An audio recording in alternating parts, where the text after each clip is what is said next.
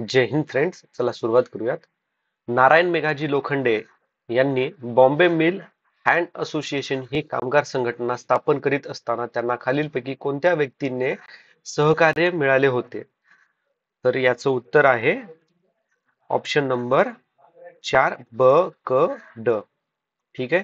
आता Bombay mill association केव्हा स्थापना केली होती याची? 1890 मध्ये. नारायण मेघाजी लोखंडे यांना फादर ऑफ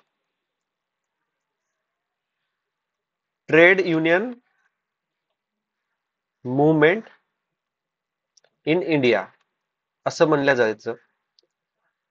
आता एक लक्षात ठेवा, 1884 मध्ये त्यांनी मिल हँड्स असोसिएशनची सुरुवात केली होती आणि ह्या कार्यामध्ये त्यांना महात्मा ज्योतिबा फुले यांनी मदत केलेली आहे.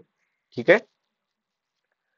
1895 मध्ये त्यांना एक पुरस्कार, एक टायटल त्यांना मिळालं होतं, राव बहादूर. आणि एक अवॉर्ड पण त्यांना मिळालेला आहे, जस्टिस ऑफ पीस अवॉर्ड.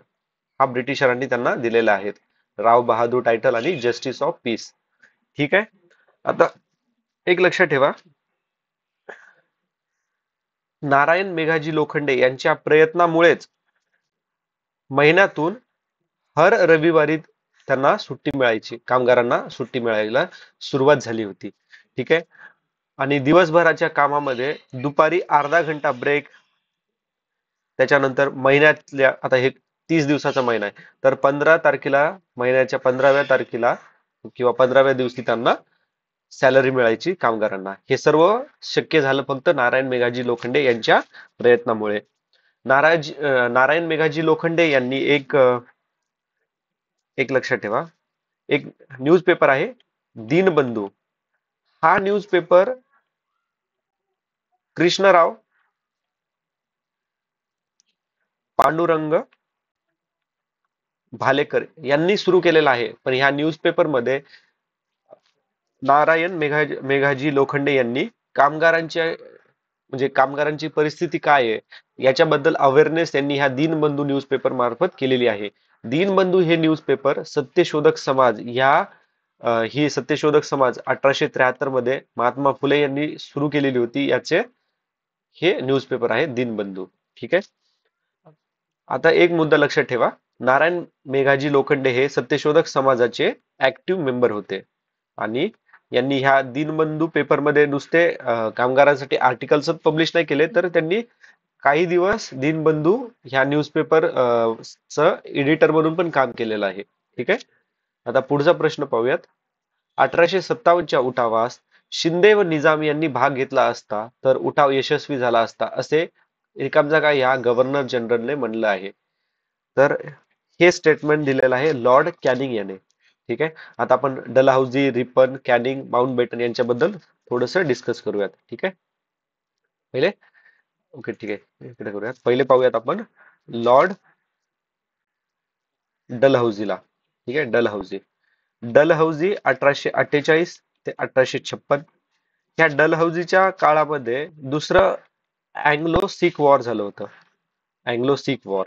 आणि 1848 ते 49 या कालखंडामध्ये डलहौसीने डलहौसीने काय केलं होतं, जो लोअर बर्माचा एरिया आहे ना, तो काबीज केला होता 1852 मध्ये. त्याच्यानंतर ह्या डलहौसीनेच डॉक्ट्रिन ऑफ लॅब्स इंट्रोड्यूस केली होती आणि हे 1857 उठाव होण्यामागचं महत्वाचं, म्हणजे खूप सारे कारण आहेत 1857च्या उठावामागे. त्याच्यापैकी एक महत्वाचं कारण डॉक्ट्रिन ऑफ लॅब्स, जी 1848 मध्ये ह्या डलहौसीने इंट्रोड्यूस केली होती. ठीक आहे. ह्या डॉक्ट्रिन ऑफ लॅब्स, ह्या जी पॉलिसी होती ना, याच्या अंडरमध्ये जे पण हे होते, ब्रिटिशरांच्या अंडरमध्ये की इंडियन किंगडम्स होते, राजे होते, जर त्या राजाला त्याचा सक्का पुत्र नसेल आणि त्याने जर अडॉप्ट केलेला पुत्र असेल, तर तो पुत्र राजा बनू नाही शकणार. मग ते पूर्ण हे जे किंगडम आहे हे अंडर डॉक्ट्रिन ऑफ लॅब्स ब्रिटिशरांच्या हवाले जाणार, असा तो कायदा होता. ठीक आहे. त्याच्यानंतर आता बघा, याने वुड्स डिस्पॅच म्हणून एक डिस्पॅच 1854 मध्ये चालू केला. त्याच्यानंतर बघा, याला म्हणतात फादर ऑफ, डलहौसीला म्हणतात फादर ऑफ इंडियन रेल्वे. यालाच फादर ऑफ किंवा मेकर ऑफ मॉडर्न इंडिया असं पण याला म्हणतात. ठीक आहे. आता याला फादर ऑफ इंडिया का म्हणतात? कारण की याच्या काळामध्ये 1853 मध्ये मुंबई ते ठाणे रेल्वे धावली होती आणि याने विधवा विवाह कायदा 1856 मध्ये इंट्रोड्यूस केला. डलहौसीने पहिली टेलिग्राफ लाईन कलकत्ता ते आग्रा मांडलेली होती. ठीक आहे. आणि याने पब्लिक वर्क डिपार्टमेंट, सार्वजनिक बांधकाम खातं यानेच बनवलेलं आहे. ठीक आहे, डलहौसीने. आता आपण पाहूयात डलहौसीच्या नंतर कोण होतं एकदा. डलहौसी झाला. आता पाहूयात माउंट बेटनला. तर माउंट बेटन 1947 ते 1948 याने जून थर्ड प्लॅन 1947 ला इंट्रोड्यूस केला. पुन्हा रेड क्लिफ कमिशन बसवलं होतं 1947 ला. Bharat Indian Indian independence act याच्याच काळामध्ये टाइम पिरियड मध्ये पास झाला. ठीक आहे. आणि लॉर्ड माउंट बेटन म्हणलं की काय लक्षात यायला पाहिजे? Last British voice Roy. ठीक आहे. ब्रिटिशरांचा लास्ट व्हॉइस रॉय कोण? माउंट बेटन. ठीक आहे. आता रिपन बद्दल पाहूयात आपण थोडस. तर रिपन कोण होता? रिपनचा कालखंड आहे 1880 ते 84. ह्या रिपननेच, आता बघा लक्षात कसं ठेवायचं, R for ripen, R for ripple. Okay. म्हणजे जो व्हर्नॅक्युलर प्रेस ऍक्ट होता ना, तर हा ऍक्ट खारिज कोणी केला? तर रिपन याने केला. यानेच पहिली फॅक्टरी ऍक्ट 1881 मध्ये इंट्रोड्यूस केली होती. ठीक आहे. याला father of self local government असं म्हणलं जातं, कारण की याच्या कालखंडामध्ये लोकल सेल्फ गव्हर्नमेंट इंट्रोड्यूस झाले होते 1882 मध्ये. आणि ह्या रिपनच्याच काळामध्ये इल्बर्ट बिल कॉन्ट्रोवर्सी झालेली होती. ओके. इल्बर्ट बिल कॉन्ट्रोवर्सी 1883 ते 84 मध्ये. हंटर कमिशन पण यानेच इंट्रोड्यूस केलेलं आहे. Okay. Hunter commission for education 1882 मध्ये. ठीक आहे. आता कॅनिंग बद्दल थोडेसे पॉइंट डिस्कस करूयात. कॅनिंग. तर कॅनिंगचा कालखंड आहे 1856 ते 1862. 1862. तर याच्या कालखंडामध्ये 1857 चा रिव्हॉल्ट झाला. ठीक आहे. हा last governor general of India होता आणि पहिला कोण होता? पहिला व्हॉइसरॉय होता. याने 3 युनिव्हर्सिटीज स्थापन केलेल्या आहेत, कलकत्तामध्ये, मद्रास आणि बॉम्बे 1857 मध्येच. याच्याच काळामध्ये ईस्ट इंडिया कंपनी अबोलिश झाली होती आणि पूर्ण पॉवर ट्रान्सफर ब्रिटिश क्राऊनच्या अंडरमध्ये झालेली होती गव्हर्नमेंट ऑफ इंडिया ऍक्ट 1858 नुसार. आणि इंडियन काउन्सिल ऍक्ट 1861 याच्याच काळामध्ये झालेली आहे. ठीक आहे. तर हे काही महत्वाचे मुद्दे होते. तर पुढचा प्रश्न पाहूयात आपण. प्रार्थना समाजाबाबत पुढीलपैकी कोणते विधान बरोबर आहेत? तर प्रार्थना समाज दादोबा पांडुरंग तरखडकर, डॉक्टर आत्माराम पांडुरंग तरखडकर, वामन आबाजी मोकड, भाऊ महाजन इत्यादी 31 मार्च 1867 रोजी मुंबई येथे प्रार्थना समाजाची सुरुवात केली. प्रार्थना समाजामार्फत सुबोध पत्रिका सुरू केली. प्रार्थना समाजाच्या माध्यमातून ना. म. जोशी यांनी मजुरांची स्थिती सुधारण्यासाठी सोशल सर्व्हिस लीगची स्थापना केली. तर मित्रांनो, हे तिन्ही विधान बरोबर आहेत. अ, ब, क. हे चौथं विधान चुकीचं आहे. प्रार्थना समाजाचं उद्दिष्ट एम एकच होतं, ते म्हणजे लोकांमध्ये लोकांना विश्वास द्यायचा की एकच देव आहे आणि सर्वांनी एकाच देवाची पूजा करायला पाहिजे, असा विश्वास लोकांमध्ये पसरायला पाहिजे. म्हणजे युनिटी निर्माण करण्याचं हे कार्य प्रार्थना समाजाचं होतं. ठीक आहे. आता ना याच्यात थोडेसे काही महत्वाचे मुद्दे आपण डिस्कस करूयात. प्रार्थना समाज झालं. ठीक आहे. आता आपण पाहूयात दादोबा पांडुरंग तरखडकर. आता हे दादोबा पांडुरंग तरखडकर, आत्माराम पांडुरंग तरखडकर हे दोघं भाऊ येत. ठीक आहे. दादोबा पांडुरंग तरखडकर यांना काय म्हणतात हे पहिले लक्षात घ्या. मराठी भाषेचे पाणिनी. कारण की त्यांनी मराठी भाषेवरचं ग्रामरचे पुस्तकं त्यांनी लिहिलेली होते, त्यामुळे त्यांना मराठी भाषेचे पाणिनी असं म्हणलं जातं. प्रश्न डायरेक्टली विचारला जाऊ शकतो की मराठी भाषेचे पाणिनी खालीलपैकी कोणाला म्हणले जाते. ठीक आहे. आता एक लक्षात ठेवा, दादोबा तरखडकर यांनी मानव धर्मसभा याची सुरुवात केली. ठीक आहे. कोणासोबत मिळून? दुर्गाराम मेहता, पुन्हा दीनमणी शंकर, त्यानंतर दलपत राय. ओके. आणि हे कुठे सुरू केली त्यांनी? मुंबई या ठिकाणी. आणि मानव धर्म सभा याच्याबद्दल लोकांना अवेअरनेस व्हावी, लोकांना माहिती व्हावे, त्याच्यासाठी त्यांनी धर्मविवेचन हे लिहिलेलं आहे. धर्मविवेचन 1848 मध्ये. प्रश्न विचारला जाऊ शकतो की धर्मविवेचन हे कोणी लिहिलेलं आहे, कशासाठी लिहिलेलं आहे? तर मानव धर्म सभाचाच प्रसार करण्यासाठी 1848 मध्ये. ठीक आहे. त्याच्यानंतर मानव धर्म झालं, त्याच्यानंतर आहे ज्ञान प्रसारक सभा. ज्ञान प्रसारक सभा ही मुंबईमध्ये त्यांनी सुरू केलेली होती. आणि जे युथ आहेत त्यांच्यामध्ये अवेअरनेस क्रिएट करण्याचं काम ही सभा करायची. ठीक आहे. आता त्याच्यानंतर एक महत्वाची सभा अजून लक्षात ठेवा, प्रार्थना सॉरी परमहंस सभा. परमहंस सभा. आता परमहंस सभा ही 1849 ते 1860 या कालखंडात होती. आणि ही एक सिक्रेट सोसायटी होती बघा, एकदम गुप्त सभा होती ही. याच्यामध्ये ऍक्च्युली 1860 मध्ये ना नावफुटी झाल्या कारणाने ही परमहंस सभा बंद करण्यात आलेली होती. ठीक आहे. आणि ह्या परमहंस सभेसाठी त्यांनी हा, हा, हा. एक लक्षात ठेवा, परमहंस सभा ही झाली. आता एक अजून एक संस्था आहे, परमहंस मंडळी.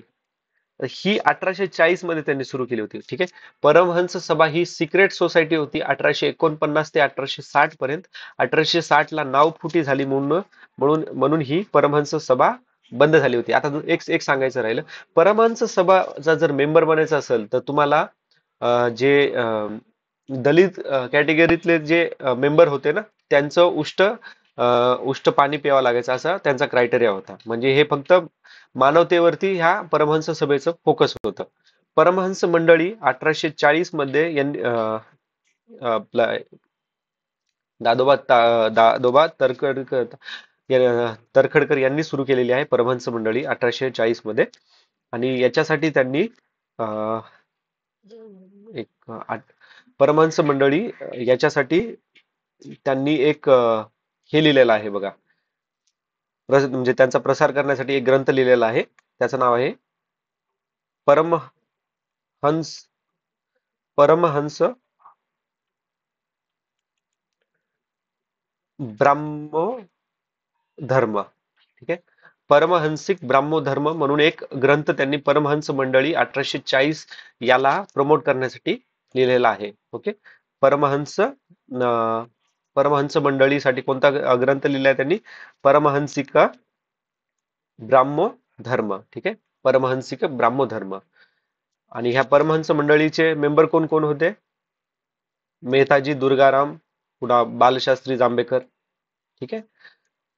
तर बालशास्त्री जांभेकर पहिले 1832 मध्ये पहिले मराठी न्यूजपेपर दर्पण सुरू केलेला आहे त्यांनी.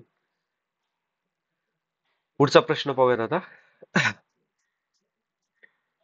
ठीक आहे. हिंदू महासभेच्या संदर्भातील पुढीलपैकी कोणते विधान बरोबर आहे? तर आता बघा, याच्यामध्ये 9 एप्रिल 1915 रोजी हरिद्वार येथे कासिम बाजाराचे महाराज सर महेंद्रचंद्र नंदी यांनी हिंदू महासभेची स्थापना केल्याची घोषणा केले. महासभेचे अध्यक्ष बाशी मुंजे होते. डॉक्टर मुंजे, डॉक्टर हेडगेवार परांजपे यांनी नागपूरला 11 नोव्हेंबर 1923 रोजी हिंदू महासभेची शाखा सुरू केली. ओके. तर हे तिन्ही विधान बरोबर आहेत. अ ब क ऑप्शन 1 याचं उत्तर आहे. हे जे 28, 29, 30 डिसेंबर 1938 मध्ये हिंदू महासभेचे भव्य अधिवेशन पुण्यात नव्हतं भरलंय. ओके. पुन्हा हे चुकेल आहे तिथं, तर नागपूर आहे. ठीक आहे. तर आता पुढचा प्रश्न पाहूयात आपण. आता प्रश्न आहे 1857चा उठाव. आणि उठावाच्या वेळी इंग्रजांच्या कोणत्या कर्तबगार सेनानींनी महत्वाची भूमिका बजावलेली होती? ठीक आहे. आता हा प्रश्न आपण आधी डिस्कस करूयात की कोणत्या इथे इथे एरिया आणि कोणी विरोध केला, म्हणजे नेता, इंडियन नेता कोण होता आणि कोणत्या ब्रिटिशरांनी त्यांना विरोध केला. ठीक आहे. तर असा आपण चार्ट करूयात. तर पहिले बघूयात दिल्ली. दिल्लीमध्ये नेतृत्व कोणी केलं? बहादूर शाह दोन याने. आणि यांना विरोध कोणी केला? निकोलस हॅडसन याने केला. ठीक आहे. त्याच्यानंतर लखनौ. लखनौचे कोण आहेत? बेगम हजरत महल. त्याच्यानंतर कानपूर नानासाहेब. ग्वालियर तात्या टोपे. बरेली खान बहादूर खान. आता ह्या चौघांना पण विरोध केला होता कॅम्प बेल याने. ठीक आहे, कॅम्प बेल याने. ठीक आहे. बरेलीच्या नंतर आता झाशीची राणी लक्ष्मीबाई यांना विरोध केला होता हेवरोज याने. बिहारमध्ये उठावाचं नेतृत्व कोणी केलं? बाबू कुनवर सिंग पीर अली. आणि यांना विरोध केला विल्यम टेलरने. अलाहाबाद मध्ये कोणी नेतृत्व केलं? लियाकत अली. आणि यांना विरोध केला जनरल नील नावाच्या माणसाने. महू मध्ये कोणी नेतृत्व केलं? तर मुराद अली खान याने. आणि सदात खान यांनी होळकर रेजिमेंट, म्हणतोय होळकर रेजिमेंट, फक्त होळकर रेजिमेंट यांचं नेतृत्व केलं होतं. आणि यांनी दोघांनी कोणाविरुद्ध लढा दिला होता किंवा यांना सप्रेस करण्यासाठी कोणता इंग्रज आला होता? तर कर्नल डुरँड म्हणून एक आलेला होता. ठीक आहे, कर्नल डुरँड. ओके. तर आता आपण कोणाचं नाव ऐकलेले चार वेळेस, कोणी विरोध केला होता चार जणांना? Campbell. आता क तर बरोबर आहे, तर हे कटलं. आता राहिले एवढे ऑप्शन. ओके. ब क ब क ब क, म्हणजे ब पण अल्टिमेटली बरोबरच आहे. ब आणि क हे बरोबर आता आहेत. ठीक आहे. जनरल नील आपण आताच ऐकलं होतं. ओके. तर उत्तर काय आहे? अ ब क, ऑप्शन 3 याचं उत्तर आहे. ठीक आहे. आता पुढचा प्रश्न आहे 1875 मधील शेतकऱ्यांचे उठाव कोणत्या भागामध्ये झाले होते? तर आता शेतकऱ्यांचे उठाव कोणत्या कारणाने झाले होते? तर बघा, शेतकऱ्यांवर ना खूप टॅक्स, हेवी टॅक्स लावायची बघा हे ब्रिटिश अंग्रेज लोक. पुन्हा ते जमीनदार त्यांच्यावर वेगळाच अत्याचार करायचे. पुन्हा ते त्यांना कर्जाच्या नावाखाली त्यांच्या जमिनी हडप करायचे. खूप सारे कसे कुटाणे करायचे. ठीक आहे. त्याच्यामुळे 1875 मध्ये कुठे कुठे उठाव झाला? भिवंडी, शिरूर, पाननेर, नगर, इंदापूर, हवेली, बागलाण, सातारा, त्याच्यानंतर श्रीगोंदा, कर्जत, सोलापूर, रत्नागिरी. अ ब ड, ऑप्शन नंबर 3. ठीक आहे. पुढचा प्रश्न आहे आता. पुढचा प्रश्न खूप महत्वाचा आहे आणि खूप शिकण्यासारखं आहे आपल्याला याच्यातनं. खूप सारे प्रश्न याच्यातनं बनू शकतात. क्रांतिकारक सेनापती बापट यांनी खालीलपैकी कोणत्या आंदोलनांना मध्ये भाग घेतला होता? तर यांनी ऑप्शन नंबर 4, सर्व ह्या चारही उठावामध्ये त्यांनी भाग घेतला होता. ठीक आहे. पहिले आपण हे उठाव बघू, त्याच्यानंतर सेनापती बापट यांच्याबद्दल थोडीशी माहिती घेऊयात. ठीक आहे. सॉरी. गोवा मुक्ती संग्राम 19 डिसेंबर 1961. ठीक आहे. गोवा हे पोर्तुगीजांच्या कब्जामध्ये होतं. ठीक आहे. आणि गोव्याला लिबरेट केलं इंडियाने, इंडियन आर्मीने. हैदराबाद मुक्ती संग्राम. हैदराबाद मुक्ती संग्रामासाठी ऑपरेशन पोलो लक्षात ठेवा. Operation polo. आणि हैदराबाद मुक्ती संग्राम, हैदराबाद इंडियाला केव्हा जॉईन झाला? 17 सप्टेंबर 1948 मध्ये. संयुक्त महाराष्ट्र चळवळ. तर संयुक्त महाराष्ट्र चळवळ ही चळवळ कशासाठी होती? तर ही मराठी भाषा बोलणाऱ्या लोकांसाठी वेगळं स्टेट बनवण्यासाठी, म्हणजे महाराष्ट्र बनवण्याची डिमांड याच्यामध्ये होती. तर ह्या संयुक्त महाराष्ट्र मुवमेंट, या मुवमेंटचे प्रेसिडेंट कोण होते, नेतृत्व कोण करत होतं? तर श्रीपद अमृत डांगे. त्याच्यानंतर होते vice president T R Naravane. Naravane. आणि सेक्रेटरी कोण होते? जनरल सेक्रेटरी होते एस एम जोशी. ठीक आहे. श्रीपद अमृत डांगे, नारावणे आणि जोशी हे लक्षात ठेवा. आजकाल काय हे नाव पण विचारलं जाऊ शकतं. आता महाराष्ट्र मैसूर सीमा आंदोलन हे काय आहे? तर हे आहे ऍक्च्युली हे आता याच्यामध्ये ना एकच लक्षात ठेवा, महाराष्ट्र मैसूर बॉर्डर एगिटेशन याच्यामध्ये भाषावरून ते चाललेला होता वाद. तर दोन मुद्दे लक्षात ठेवा. सेनापती बापट यांनी ह्या हा जो सीमा आंदोलन चालू होतं ना, त्याच्यामध्ये हंगर स्ट्राईक केली होती. ओके, भूक हडताळ केली होती. भूक हडताळ केली होती. आणि एक कमिशन भरलं होतं. त्या कमिशनचं नाव आहे महाजन कमिशन 1966 मध्ये. कशासाठी? महाराष्ट्र मैसूर बॉर्डर एगिटेशन मध्ये, याच्यासाठी. हे फक्त मी कीवर्ड सांगायलो कारण की कीवर्ड्स महत्वाचे आहेत आणि आपला आता एक्झाम जवळ पण आलेला आहे. आता सेनापती बापट यांना अजून एक नाव आहे पांडुरंग महादेव. ठीक आहे. हे गांधीवादी विचाराचे होते.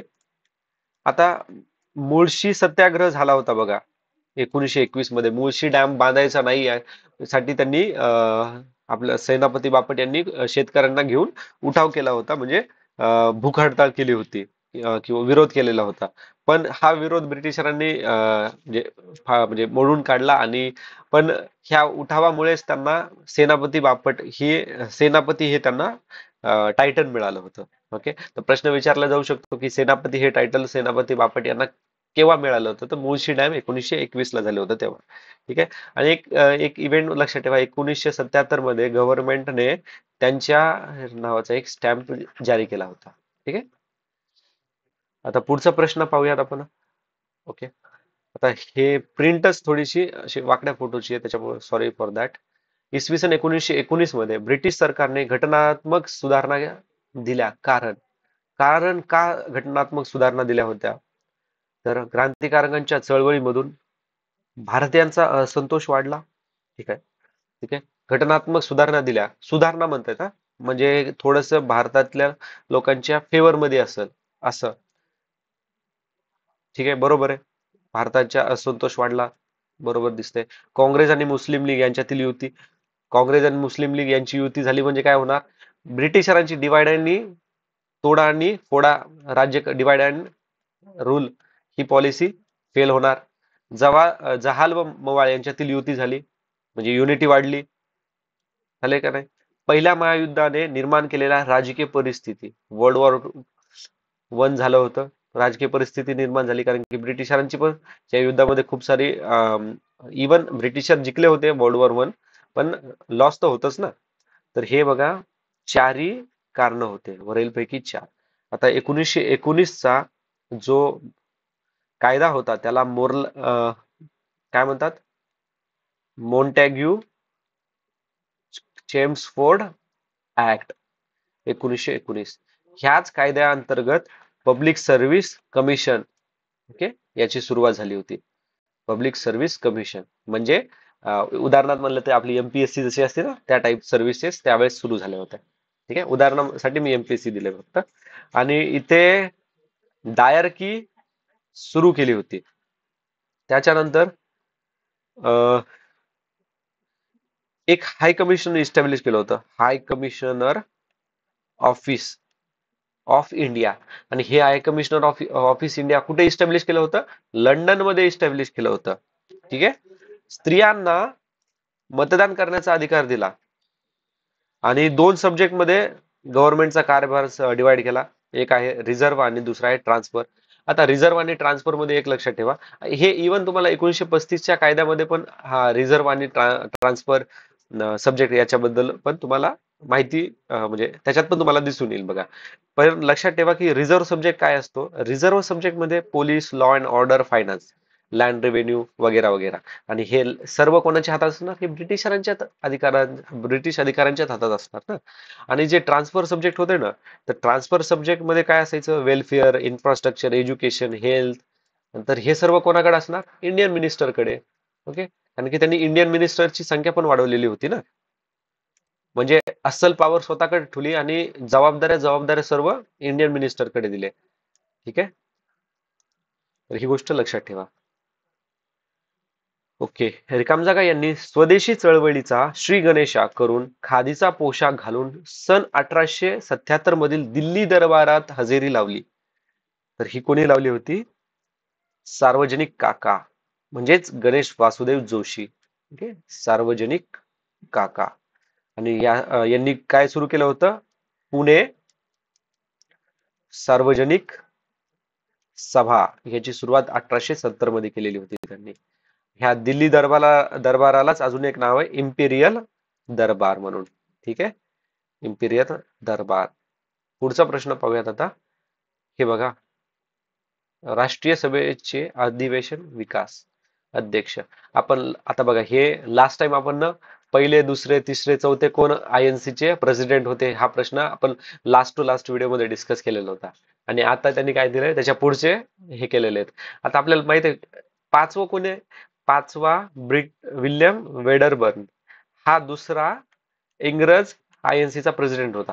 पहिला INC चा इंग्रज प्रेसिडेंट कोण होता? जॉर्ज योले. योलेचा चहा 4 रुपयाला. ओके, INC चा चौथा आणि ब्रिटिशर पहिला INC चा प्रेसिडेंट कोण होता? जॉर्ज योले. ठीक आहे. आणि पाचवा होता विल्यम वेडरबर्न म्हणजे दुसरा ब्रिटिश. ठीक आहे. त्याच्यानंतर 7वे अधिवेशन नागपूरमध्ये झाले होते 1891. आनंदा चारू. 11वे अधिवेशन सुरेंद्रनाथ बॅनर्जी. 13वे शंकरन नायर. ठीक आहे. आता थोडस हिस्ट्री पाहूयात. INC स्थापना 1885. त्यावेळेस व्हॉइसरॉय कोण होता? तर एक होता डफरिन. लक्ष कसं ठेवायचं? डफर. डफर माणूस. ओके, डफर असं म्हणून लक्षात ठेवा. यांना काय इज्जत देणार आहेत आपण. ओके. थर्ड बर्मीज वॉर याच्याच काळात झालं होतं 1885-86 मध्ये. ठीक आहे, ह्या डफरच्या काळामध्ये. आता याच्यात थोडीशी स्टॅटिक इन्फॉर्मेशन लक्षात ठेवा. आपण लास्ट टाइम पण डिस्कस केली, रिव्हिजन करून बघा. मी रिपीट त्याच गोष्टी का सांगतोय म्हणजे तुमच्या डोक्यामध्ये त्या फिट व्हावं. ठीक आहे, कारण की एक्झाम प्रेशर मध्ये ह्या गोष्टी सोप्या असलेल्या पण आठवायला फार अवघड जातं. ठीक आहे. तर पहिलं सेशन झालं 1885 ला INC फॉर्म झाली. आता INC फॉर्म होण्यामागे A.O. ह्यूम नावाच्या प्राण्याचा सर्वात मोठा वाटा आहे. ओके, याला फादर ऑफ काँग्रेस असं पण म्हणलं जातं. A.O. ह्यूम पहिल्या INC चा सेक्रेटरी होता. ठीक आहे, पहिला सेक्रेटरी कोण INC चा? तर A.O. ह्यूम असं म्हणतात. याने सेफ्टी वॉल थेअरी दिलेली होती. Okay, safety wall theory. Okay. आता ह्या A.O. ह्यूमनं INC चं नाव इंडियन नॅशनल युनियन असं ठेवलं होतं. पण हे INC कसं पडलं? इंडियन नॅशनल काँग्रेस का पडलं? तर हे नाव सुचवलं होतं आपल्या नौरोजी यांनी. ओके, दादाभाई नौरोजी यांनी सुचवलं होतं. आणि हे काँग्रेस वर्ड हा त्यांनी USA च्या म्हणजे अमेरिकेच्या कॉन्स्टिट्यूशन मधनं घेतलेला आहे. ठीक आहे, कॉन्स्टिट्यूशन. पहिलं सेशन बॉम्बे मध्ये झालेलं आहे आपल्याला माहित आहे. पण ऍक्च्युली हे होणार होतं पुण्यामध्ये, पण पुण्यात काय झाली होती? प्लेगची साथ पसरलेली होती, त्याच्यामुळे शिफ्ट होऊन बॉम्बेमध्ये झालं. पण बॉम्बेमध्ये पण कोणत्या ठिकाणी झालं जर असं हुकून चुकून विचारलं तर काय नाव आहे त्या स्कूलचं, कॉलेजचं? गोकुळदास तेजपाल संस्कृत संस्कृत कॉलेज. ठीक आहे. पुढचा प्रश्न आहे, भारतात धवल क्रांतीची सुरुवात, व्हाईट रिव्होल्युशन म्हणजे मिल्क रिलेटेड प्रोडक्शनची संबंधित सुरुवात केव्हा झाली होती? तर 1971. आपण नील क्रांती, पुन्हा काळी क्रांती, ग्रे गोल्ड रिव्होल्युशन सर्व आपण लास्टच्या व्हिडिओमध्ये डिस्कस केलेले बघा. सर्व प्रकारच्या क्रांती, ग्रीन रिव्होल्युशन क्रांती कशासाठी आहे ते सर्व डिस्कस केलेलं आहे. ठीक आहे. आता याच्यात एकच लक्षात ठेवा की धवल क्रांती ऑपरेशन फ्लड. आणि फादर ऑफ व्हाईट रिव्होल्युशन कोण होतं? हे तर ते आहेत वर्गीस कुरियन. ठीक आहे, वर्गीस कुरियन हे फादर ऑफ किंवा फादर ऑफ व्हाईट रिव्होल्युशन जनक आहेत. धवल क्रांतीचे जनक कोण? तर वर्गीस कुरियन. ऑपरेशन फ्लड लक्षात ठेवा, ऑपरेशन फ्लड. आता पुढचा प्रश्न आहे, महाराष्ट्रात दख्खन पठारावर ग्रामीण भागात घरे बांधण्यासाठी या स्थानिक दगडाचा वापर केला जातो. तर ऑप्शन 4 बेसॉल्ट खडकाचा वापर केला जातो. आणि आपल्याला माहिती आहे की दख्खनच्या पठारातून व्होल्कॅनिक इरप्शनमुळे बेसॉल्ट रॉक बनतो. बेसॉल्ट रॉक मुळे काळी माती कापूस. ठीक आहे, ही लिंकच लक्षात ठेवायची. संगमरवरी डेकोरेशन साठी वापरतो. ग्रायनाइट हा बघा मूर्ती बनवण्यासाठी वापर केला जातो. लॅटराइट रॉक लॅटराइट रॉक हा रॉक ट्रॉपिकल रिजन मध्ये कन्स्ट्रक्शन साठी वापरला जातो. आता ह्या बेसॉल्टिक रॉक मध्ये ना लक्षात ठेवा की हा इग्नियस रॉक पासून बनलेला आहे आणि याच्यामध्ये दोन टाईपचे मिनरल्स आहेत. हे विचारण्याचे चान्सेस जास्त आहेत, लक्षात ठेवा. प्लागिओ क्लेस. ओके, प्लागिओ क्लेस. आता हे लॅटिन प्रोनाऊन्स आहे त्याच्यामुळे थोडं चुकू शकतात. आणि हे पायरोक्झेने. ओके, पायरोक्झेने हे दोन मिनरल्स बेसॉल्ट रॉक मध्ये आहेत. ठीक आहे, हे अशा टाईपचे प्रश्न विचारतात बघा आपल्याला. आता आहे लोकसंख्या घनता. हरियाणा, हिमाचल प्रदेश, झारखंड, बिहार. ठीक आहे. ओके, तर पहिले बेसिक पाहूयात आपण. भारताची लोकसंख्या घनता किती आहे? 2011 मध्ये भारताची लोकसंख्या घनता 382 आणि 2001 मध्ये जर विचारलं तर 325. 2011 मध्ये महाराष्ट्राची लोकसंख्या घनता किती आहे? 365. ठीक आहे. आता बिहार. बिहारमध्ये सर्व भारतामधील कोणत्या राज्यामध्ये सर्वात जास्त लोकसंख्या घनता असणारं राज्य ते आहे बिहार. किती? 1106. झारखंड मध्ये किती आहे मित्रांनो? आता झारखंड मध्ये आहे 123.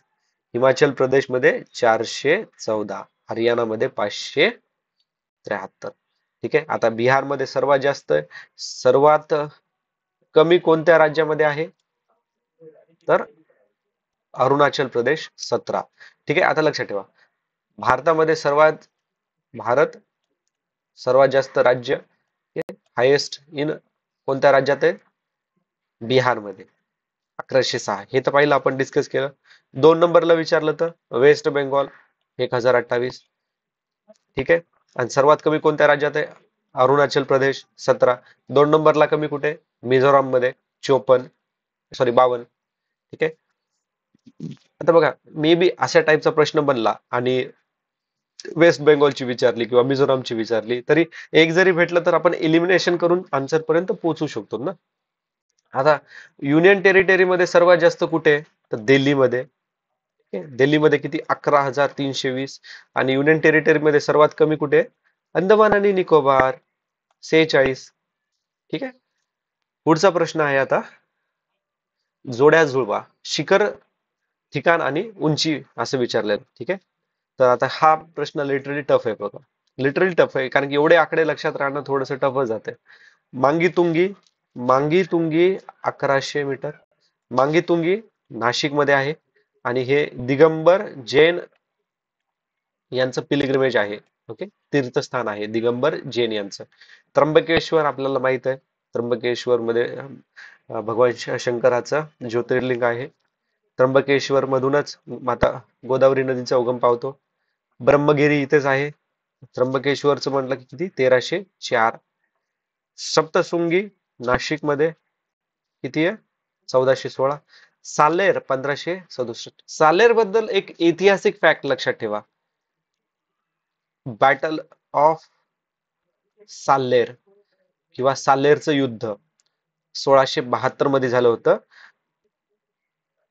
मराठा वर्सेस मुघल आणि याच्यामध्ये मराठ्यांचा विजय झालेला होता. ओके? पुढचा प्रश्न पाहूयात आता. रो रो वाहतुकीची सुरुवात भारतात सर्वप्रथम कोणत्या रेल्वे मार्गात झालेली आहे? तर तो आहे कोकणचा रेल्वे मार्ग. कोकण रेल्वे मार्ग. ठीक आहे. पुढचा प्रश्न. आता कोकण रेल्वे मार्ग याच्याबद्दल ऑलरेडी खूप वेळेस डिस्कस केलेले. एक लक्षात ठेवा, कोकण रेल्वे मार्गाचं जर तुम्हाला हेडक्वार्टर वगैरे विचारलं तर CBD CBD Belapur, new Mumbai किंवा नवी मुंबई. पुढचा प्रश्न आहे जम्मू. ओके, जोड्या लावा. राज्य आणि पर्यटन स्थळ. जम्मू काश्मीर म्हटलं तर काय येणार? अवंतीपूर. हिमाचल प्रदेश त्रिलोकनाथ. पंजाब तरण तारून. हरियाणा अंबाला भडकल सरोवर. आता हे भडकल सरोवर आपल्याला महत्वाची हिंट आहे बघा नेक्स्ट एक्झाम साठी. तर हे मानवनिर्मित सरोवर आहे. हा मानवनिर्मित कुठे? फरीदाबाद जिल्ह्यामध्ये, हरियाणा या ठिकाणी. ठीक आहे. नेक्स्ट प्रश्न आहे आता, चॅम्पियन आणि सेट यांच्या वर्गीकरणानुसार महाराष्ट्रात 6 प्रकारची जंगले पाहायला मिळतात. ठीक आहे, 6 प्रकारची जंगले. Tropic of evergreen, semi evergreen, moist, dry deciduous, पुन्हा ट्रॉपिकल थॉर्ने, सब ट्रॉपिकल आणि लिट्रोल आणि स्वॅम्प फॉरेस्ट आपल्याला पाहायला मिळतात. अशा प्रकारची 6 आहेत. आता हा 2019-21 सलग 3 वेळेस कोणतं शहर सर्वात जास्त स्वच्छ आहे, तर ते इंदोर आहे. आता आपल्याला पाहिजे 2023 चा डेटा. याच्यामध्ये पण इंदोर इंदोर सोबत कोण होतं? सुरत. हे दोन सर्वात स्वच्छ शहरे होती भारतातली. त्याच्यानंतर तिसऱ्या नंबरचं आहे नवी मुंबई. नवी मुंबई. ठीक आहे. आणि बेस्ट, आता लक्षात ठेवा नीट आहे का, बेस्ट परफॉर्मिंग स्टेट कोणतं आहे? तर आपला महाराष्ट्र. 2 नंबरला मध्य प्रदेश आणि 3 नंबरला छत्तीसगड. बेस्ट परफॉर्मिंग स्टेट बरं का, बेस्ट परफॉर्मिंग स्टेट. पुढचा प्रश्न आहे, आता हा प्रश्न आयोगाने कॅन्सल केलेला आहे, पण आपल्याला तरी पण कोणकोणत्या ठिकाणी आहे ते बघायचं आहे. पारस आपल्याला माहिती आहे, अकोला, कोराडी, नागपूर. उरण हा ठाण्याला नाहीये, हा रायगडमध्ये. आणि फेकरी, फेकरी जळगाव. आणि बघितलं तर जळगाव मध्ये भुसावळ या ठिकाणी. ओके, भुसावळ या ठिकाणी. आता बाकीचे काही महत्वाचे औष्णिक विद्युत केंद्र पाहूयात, जसे की तारोडा मुंबईमध्ये. त्याच्यानंतर नाशिक, नाशिक थर्मल स्टेशन नाशिकमध्ये. नागपूरमध्ये अजून 2 आहेत बघा. नागपूरमध्ये कोराडी झालं, आणि अजून एक आहे खापरखेड. ठीक आहे, खापरखेडा. आणि ठाण्यामध्ये कोणता आहे? ठाण्यात आहे छोला. ठीक आहे. पुढचा प्रश्न आहे आता, रायलसीमा पठाराचे स्थान कुठे? कर्नाटकच्या पठाराच्या पूर्वेला आहे. ऑप्शन नंबर 4 याचं उत्तर आहे. 21, प्रश्न क्रमांक 21, 2011च्या वर्षासाठी दिलेल्या आयोगाचे दारिद्र्य रेषा निश्चित केली. तर याचं उत्तर आहे ऑप्शन नंबर 1. दरडोई उत्पन्न प्रतिमहा ग्रामीण भागासाठी 816, शहरी भागासाठी 1000. आता पुढचा प्रश्न बघा. आता हा प्रश्न आहे ना, हा प्रश्न आपल्याला एकदम कॉमन लॉजिक वापरून काढायचा आहे. विशेष प्रदेश विकास कार्यक्रम यासाठी तयार करण्यात आलाय. विशेष प्रदेश विकास कार्यक्रम, दारिद्र्य निर्मूलन व रोजगार वाढ. ठीक आहे, ओके, बाजूला ठेवा 1 मिनिटासाठी याला. डोंगराळ व आदिवासी भागात विकास, दुष्काळग्रस्त भागात विकास, ग्रामीण भागात औद्योगिकरण. आता याच्यात लक्ष, प्रॅक्टिकली विचार करा. आता काय म्हणतात, विशेष प्रदेश, डोंगराळ भाग हे विशेष प्रदेश आहे. ओके, विकास आहे का नाही इथं विकास. ओके, अशा पद्धतीने एकदम बघा, प्रत्येक प्रश्न आपण जे वाचतो त्याच्यातून येतं असं नसतं बघा. असे कॉमन लॉजिक आपल्याला वापरून आन्सर पर्यंत जाण्याची मतलब असते, मार्क मिळण्याची मतलब आहे. कोणती पण ट्रिक वापरा, काही काही पण वापरा. ठीक आहे. तर ब तर बरोबर आलं. दुष्काळग्रस्त भागात, आता बघा, विशेष प्रदेश, दुष्काळग्रस्त भाग, विकास, ब आणि क तर असणारच आहे. ऑप्शन नंबर 2 याचं उत्तर आहे. ठीक आहे. आता पुढचा प्रश्न काय आहे? आता हा पण बघा, राजकोषीय नीतीची साधने. राजकोष म्हणजे पैशाशी रिलेटेड आहे, एवढं तर मला लक्षात आलंय. लोकशाही आणि संघराज्याची रचना पैशाशी रिलेटेड आहे, नाहीये. संसद आणि प्रशासन, नाहीये. सार्वजनिक व्यय, सार्वजनिक कर्ज पैशाशी रिलेटेड आहे, म्हणजे अत असणार आहे. ठीक आहे. करारोपण आणि अंदाजपत्रक पैशाशीच रिलेटेड आहे, अ आणि क. ऑप्शन नंबर 4 याचं उत्तर आहे. ठीक आहे. पुढचा प्रश्न डिस्कस करूयात आता. उज्ज्वल डिस्कॉम एश्युरन्स योजना 2015 मध्ये मिनिस्ट्री ऑफ पॉवर यांनी लॉन्च केली होती, म्हणजे केंद्र सरकारने लॉन्च केलेली आहे. ठीक आहे. पुढचा प्रश्न बघा आता, ऑगस्ट 1991 मध्ये भारतातील कर सुधारणा शिफारसीसाठी खालीलपैकी कोणती समिती नियुक्त करण्यात आलेली होती?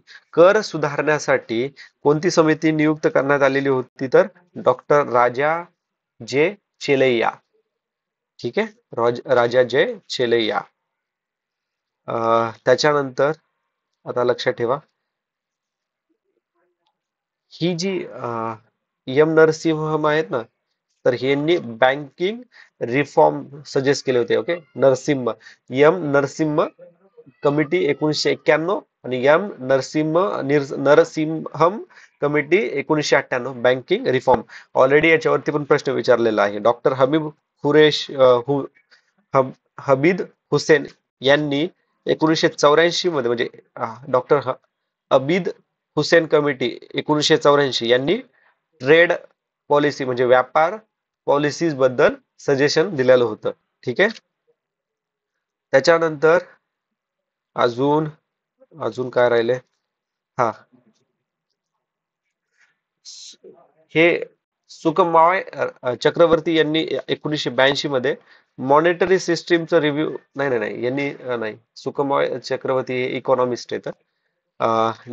एक एक महत्वाची कमिटी होती त्यांनी, जशी की जी व्ही रामकृष्णम रामकृष्णम कमिटी. तर यांनी डिसइन्व्हेस्टमेंट रिकमेंड केलेलं होतं. ओके, तर हे लक्षात ठेवा, डिसइन्व्हेस्टमेंट रिकमेंड केलेलं होतं. आणि पुढचा आता पाहूयात. एक मिनिट, आता हे राहिले ना, सुखमॉय चक्रवर्ती हे इकॉनॉमिस्ट होते. तर यांनी ऍक्च्युली यांच्या नावाखाली पण एक कमिटी भरली होती 1982 मध्ये, आणि ही मॉनेटरी सिस्टीम रिव्ह्यू करणार होती. ठीक आहे, रिव्ह्यू करायला बनवण्यात आलेली होती.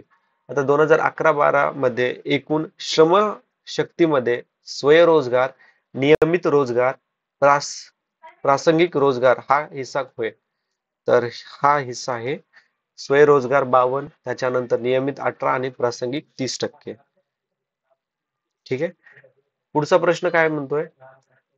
खाद्य तेलावरील राष्ट्रीय मिशन तेल पाम मध्ये सुरू करण्यात आलेले आहे. तर हे ऑगस्ट 2021 मध्ये करण्यात आले होते आणि याचं एम होतं की तेलासाठी आत्मनिर्भर बनणं. तेलाची जी डिपेंडन्सी होती ना, त्याच्यावरून आत्मनिर्भरता आणायची होती आपल्याला. पीक विविधीकरण कार्यक्रम 2013-15 पासून रिकाम जागाची उपाययोजना म्हणून राबविण्यात आला आहे. तर पीक कृषी विकास ऑप्शन नंबर 2. ठीक आहे. आणि याच्यात काय प्रमोट करणार होते? आता बघा, राष्ट्रीय कृषी विकास योजना 2007 मध्ये लॉन्च केली होती आणि याचीच उपाययोजना म्हणून पीक विविधीकरण कार्यक्रम 2013-14 मध्ये सुरू करण्यात आलेला होता. आणि यांचं उद्दिष्ट काय आहे? तर जी शेती आहे ना, शेतकऱ्यांचं उत्पादन डबल व्हावं म्हणून, त्यांची इन्कम इम्प्रूव्ह होण्यासाठी आणि सस्टेनेबल ऍग्रिकल्चरल प्रॅक्टिसेस अडॉप्ट करण्यासाठीचं उद्दिष्ट ह्या पीक विविधीकरण कार्यक्रम तथा राष्ट्रीय कृषी विकास योजना यांचं होतं. आता पुढचा प्रश्न बघा, M3 म्हणजे रिकाम जागाचा समावेश आहे. आता M1, M2, M3, M4 आतापर्यंत, आता ह्या प्रश्नापर्यंत आपण 3 वेळेस डिस्कस केलेलं आहे. आता 4थ्या वेळेस आपण पाहणार आहोत. ठीक आहे. आता त्याच्यात पहिले पहिले बघा, M1 म्हणजे काय? M1 म्हणजे करन्सी डिपॉझिट. ठीक आहे, आणि प्लस डिमांड डिपॉझिट. ठीक आहे. हा फॉर्म्युला जशा तसा लक्षात ठेवा मित्रांनो. आता ह्याच्यात मला लिटरली मराठीमध्ये एक्सप्लेन नाही करतात M1 M2 ला. प्लीज तुम्ही इंग्लिश मध्ये थोडं हे करून घ्या. M2 म्हणजे काय? M1 plus saving deposit post office. ठीक आहे, पोस्ट ऑफिस. M3 काय? M1 प्लस नेट डिपॉझिट कुठे? Commercial bank. आणि M4 मध्ये काय आहे? M3 plus total deposit post office. ठीक आहे. आणि आपल्याला त्यांनी काय विचारले? M3 मध्ये रिकाम जागाचा समावेश आहे. तर M3 मध्ये कशाचा समावेश आहे? पोस्ट ऑफिसचा आहे का? M3 मध्ये कमर्शियल बँक आहे, पोस्टचा नाहीये. बँकेकडून मुदत घेणे आणि बँकाकडील मागणी ठेवी. क आणि ड याचं उत्तर आहे. ठीक आहे. मी याच्या आधी पण आपण डिस्कस ज्यावेळेस केलं होतं ना, त्यावेळेस म्हणलं होतं पोस्टा संबंधी असं काही आलं, ओके, कीवर्ड आला पोस्टाचा, M2 आणि M4 ला लक्षात ठेवायचं. ठीक आहे. आता याच्यातनं एक अजून गोष्ट लक्षात ठेवा, एक नॅरो मनी आणि एक ब्रॉड मनी असा कन्सेप्ट आहे. तर नॅरो मनी मध्ये कोणकोणते मनी येतात? नॅरो मनी, तर नॅरो मनी म्हणलं की M1 M2, आणि ब्रॉड मनी म्हटलं तर M3 आणि M4. ठीक आहे, हे लक्षात ठेवा. पुढचा प्रश्न काय आहे आता? 2023-24च्या अर्थसंकल्पनात खालीलपैकी कोणते प्राधान्य क्रम आहेत? कोणते प्राधान्य क्रम आहेत 2023-24च्या अर्थसंकल्पनात? आता नॉर्मली विचार करा, अर्थसंकल्पना प्राधान्य कोणाला देणार आहेत आपण? सर्वसमावेशक विकास, हरित वाढ, युवा शक्ती, आर्थिक क्षेत्र, या सर्वांना देणार ना. ऑप्शन नंबर 4 पॉझिटिव्ह स्टेटमेंट आहेत बघा याच्यातले. ओके, कॉमन लॉजिकल न आपण हे काढू शकतो. इवन हे बजेट 2023-24 जरी असलं ना, बघा हे गव्हर्नमेंटच्या ज्या पण स्कीम असतात किंवा काही प्रोजेक्ट्स असतात ना, ते वेलफेअर रिलेटेड असतात आणि याच्यामध्ये ना तुम्ही एकदम ओव्हरऑल असं ब्रॉड थिंकिंग न तुम्ही जर विचार केला ना, तुम्हाला ऑटोमॅटिक आन्सर मिळून जातं. पुढचा प्रश्न काय आहे? 12व्या वित्त आयोगाचे राष्ट्रीय आपत्ती निवारक निधीची योजना केंद्राने राज्याच्या योगदानासह रिकामजागाच्या प्रमाणात चालू ठेवण्याची शिफारस केली. आता याचं उत्तर आहे 25/75. ठीक आहे. वित्त आयोग कलम नंबर 280 आपल्याला माहिती आहे. 12वा वित्त आयोग 2002 मध्ये याचे चेअरमॅन होते डॉक्टर सी रंगराजन. ठीक आहे. आता हा प्रश्न आपण डिस्कस करतोय 2023 चे. ठीक आहे. 2024 आता ना तुम्ही वाटलं तर चेक करू शकता. 2022 सेट नंबर ए प्रश्न क्रमांक 63 आणि प्रश्न क्रमांक 66. ठीक आहे. तर याच्यामध्ये आपल्याला हाच म्हणजे काय विचारलं होतं त्यांनी? 7वी वित्त आयोग विचारलं होतं आणि एकामध्ये ऑप्शन मध्ये विचारलं होतं 12वे वित्त आयोग. त्याच्यामध्ये 16व्या वित्त आयोगाचे चेअरमनचं नाव दिलेलं होतं. ठीक आहे. म्हणजे बघा प्रश्न कसे कनेक्टेड आहेत याच्यामध्ये. PYQs इम्पॉर्टंट कळालं का तुम्हाला? आता आता ह्याच्यामध्ये बघा, आता आपण ही 2002 ची तर झाली, आपलं 2002 मध्ये होती, ते एक्सप्लेन केलं. ठीक आहे. एक लक्षात ठेवा, आपण 14, 15, 16 खूप वेळेस पाहिलेले, खूप वेळेस डिस्कस केले. 16वे तर अरविंद पनगरी आहेत. ठीक आहे. 13वं आतापर्यंत कधी डिस्कस नाही केलेलं, तर ते लक्षात ठेवा. 13व्याचे 2007 मध्ये. Okay, finance commission. आणि कोण होते त्याचे चेअरमॅन? डॉक्टर विजय एल केळकर. ठीक आहे. यांनी काय सजेस्ट केलं हे लक्षात ठेवा. जीडीपी सिंगल जीएसटी रेट 12% ठेवा म्हणून रिकमेंड केलं. त्याच्यानंतर reducing fiscal deficit to 3% of GDP. आता हे डायरेक्ट आकडे लक्षात ठेवा. जीएसटी 12%, सिंगल जीएसटी 12%, जीडीपी 3% म्हणता येते. त्याच्यानंतर GDP share of state in central tax किती? आता बघा सेंट्रल टॅक्स आहे, तर या सेंट्रल टॅक्स मधला जीडीपीतील स्टेटचा शेअर किती? तर तो 32% हा त्यांनी सजेस्ट केलेला आहे. ठीक आहे. आता याच्यामध्ये एक गोष्ट राहिली सांगायची. हे जे राष्ट्रीय आपत्ती निवारण निधीची योजना केंद्र आहे ना वित्तीय आयोगाच्या, तर याच हा जे फंड आहे ना, हा निधी आहे ना, याचा वापर कशा केला जातो? तर हे रेस्क्यू, रिलीफ आणि रिहॅबिलिटेशन या कार्यासाठी या फंडचा वापर केला जातो. कारण की नॅशनल कॅलॅमिटीज म्हणता येते, आपत्ती. आपत्ती आल्यानंतर ते ज्या आपत्तीग्रस्त परिसरामधील लोकांना जे लागणारे रिसोर्सेस त्यांना ह्या जागेवरून दुसऱ्या जागेत रिहॅबिलिटेशन करणं. ठीक आहे. यासाठीचा जो खर्च आहे तो खर्च ह्या निधीतून वापरला जाणार होता, ह्या निधीत जमा झालेला वापरला जाणार होता. आता पुढचा प्रश्न काय आहे की युटी जीएसटी केंद्र सरकार आणि केंद्रशासित प्रदेश सरकाराद्वारे गोळा केला जातो आणि IGST केंद्र सरकार आणि राज्य सरकारकडून गोळा केला जातो. तर हे दोन्ही विधान चुकीचे आहेत. आता लक्षात ठेवा, हे जो UTGST आहे ना, तो फक्त आणि फक्त केंद्रशासित प्रदेश म्हणजे युनियन टेरिटरीज करणार. आता नावातच इथं बघा युटी, ही युटी केंद्र सरकार नाही, आणि IGST हा फक्त केंद्र सरकार करणार, राज्य सरकार गोळा करणार नाही. ठीक आहे.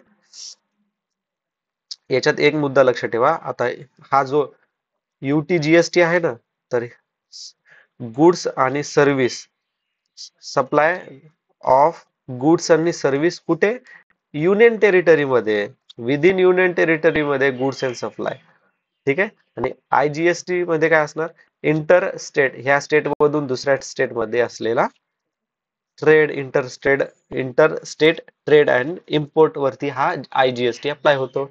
UTGST कुठे अप्लाय होतो? गुड्स अँड सप्लाय विदिन त्या पर्टिक्युलर युनियन टेरिटरीच्या बॉर्डर मध्ये, आहे का नाही? आता पुढचा प्रश्न पाहूयात आपण. मानवी विकास निर्देशांकामध्ये बहुयामी दारिद्र्य निर्देशकांचे रिकाम जागा आयाम प्रतिबिंबित होतात. आता याचे 3 पॅरामीटर्स आहेत. खूप वेळेस आपण डिस्कस केलेले आहेत. ठीक आहे, खूप वेळेस डिस्कस केलेले आहे. तर याचं उत्तर आहे आरोग्य, शिक्षण, राहणीमान, अ क ड. अ क ड. ठीक आहे. पुढचा प्रश्न काय आहे? सप्टेंबर 2001 मध्ये जवाहर ग्राम समृद्धी योजना आणि रोजगार शाश्वती योजना रिकाम जागा या योजनेत एकत्रित करण्यात आल्या. आता हा प्रश्न 2022च्या पेपर मधूनच हे झालेला आहे बघा, फ्रेम झालेला आहे. त्या प्रश्नामध्ये मी वाटलं तर नेक्स्ट लेक्चर मध्ये ना हा प्रश्न तुम्हाला दाखवतो. 2022 मध्ये कोणता नंबरचा क्वेश्चन होता, आणि वरचा पण तो जो प्रश्न मी तुम्हाला सांगितला होता ना 12व्या फायनान्स कमिशनचा, तो पण मी तुम्हाला next with proof next lecture मध्ये दाखवतो. ठीक आहे. तर याचं उत्तर आहे संपूर्ण ग्रामीण रोजगार योजना या योजनेत एकत्रित करण्यात आलेल्या होत्या. ठीक आहे. आता याच्यामध्ये पुढचा प्रश्न पाहूयात. वित्तीय जबाबदारी आणि अंदाजपत्रक व्यवस्थापन कायदा 2003 असे नमूद करतो की केंद्र सरकारने रिकामजागापर्यंत महसुली त्रूट दूर करण्यासाठी योग्य उपाययोजना करणे आवश्यक आहे. तर हे 2008-2009चा आहे. आता हा थोडा स्टॅटिक पार्ट आहे, आपल्याला ऍज इट इज थोडंसं ग्राफ्स करणं आवश्यक आहे. आता हा फॅक्च्युअली प्रश्न आहे की भारतात पहिली सोन सोन्याच्या ATM चे उद्घाटन कोणत्या शहरात झालेले आहे? तर फर्स्ट गोल्डन ATM हे हैदराबाद मध्ये सुरू झालेले आहे. आता हे 2020च खेलरत्न पुरस्कार विचारलाय. 2020 मधील मिनिस्ट्री ऑफ शेतकरी कल्याण मंत्रालय कृषी उत्पादन सुलभ वाहतुकीसाठी मोबाईल ऍप्लिकेशन, हे सर्व आता थोडेसे करंट अफेअर बेस्ड प्रश्न होते. तर आता आपण हे बाकी सर्व नेक्स्ट व्हिडिओमध्ये डिस्कस करूयात. Thanks for watching. काही डाऊट असेल तर प्लीज कमेंट बॉक्समध्ये मेन्शन करा. काही सजेशन पण द्यायचे असेल तर प्लीज कमेंट बॉक्समध्ये मेन्शन करा. Thank you. Jai Hind. Take care.